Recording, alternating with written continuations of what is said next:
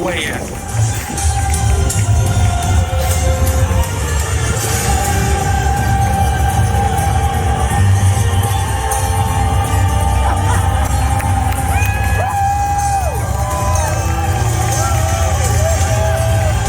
As the remainder of our jumpers make their way down, this completes today's free fall parachute jump by the Black Daggers. And on behalf of the United States Army Special Operations Command, we would like to thank you for being such a warm and receptive airborne audience and allowing the Army to